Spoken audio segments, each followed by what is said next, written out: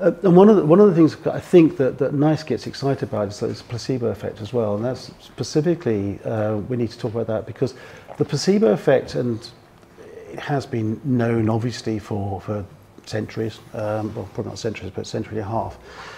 It's very specific because it affects certain parts of the brain. So the anterior cingulate cortex, prefrontal cortex, and the periaqueductal grey, these are all areas where opioid receptors are concentrated. The thing about neurofeedback training and biofeedback is it doesn't affect those parts of the brain. That's primarily affecting the somatosensory cortex and the insula.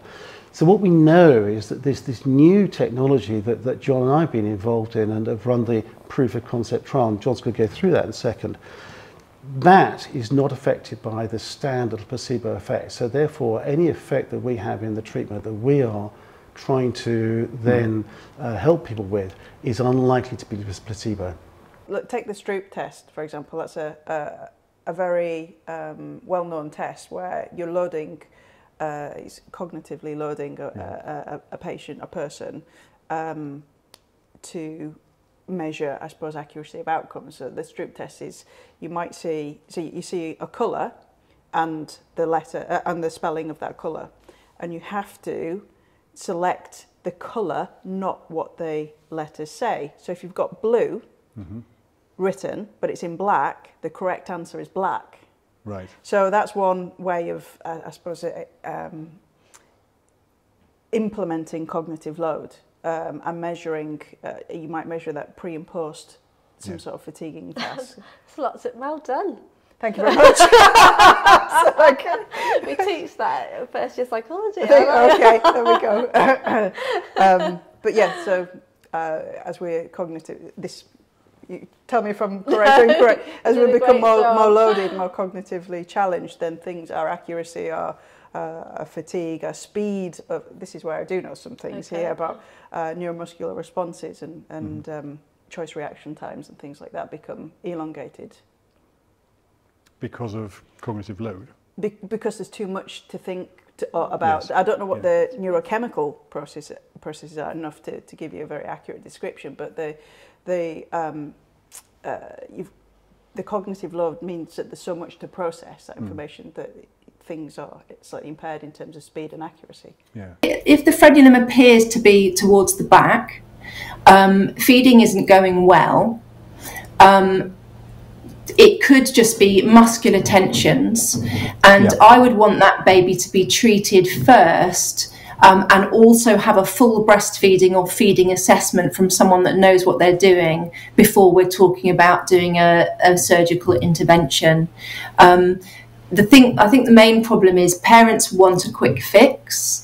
So if you're told that actually the baby just needs a frenulotomy, they're keen to have, as you say, a snip done, thinking that that's going to solve all their problems. And then obviously they're usually quite disappointed to find that, it hasn't, maybe weight gain's still a problem, reflux may still be a problem, and those problems aren't sorted out. So the gold standard really is to look at the interventions that can be done without it being invasive. When you and I were children and going through whichever medical school training or osteopathic training you did, we were told that the brain was fixed, that there was no changes. Once you had an adult brain, you had no changes possible. We now know that's complete bunkum. The brain changes, and it can change almost on an hour-by-hour basis because of neuroplasticity. And the key here is what the neurofeedback training is doing, is tapping into that neuroplasticity. So the networks have changed to produce the chronic pain, we're trying to change them back again. And that's the key. It's neuroplasticity, and John mentioned that earlier. And that plasticity is just the neuronal connections. Just the neuronal connections. They're just changing back to where they should be, instead of being this aberrant connective process. Again, if we've all been in that situation where you walk into a doctor's surgery and they're already doing something and they're not engaging with you, that just sets someone off on the wrong foot.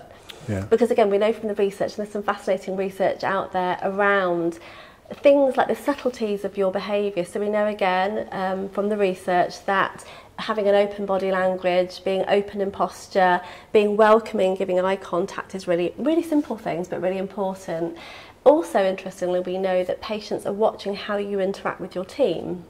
So if they see that you're actually not communicating very nicely or think that you're aggressive, they take that on board and it actually changes their interaction with you as well.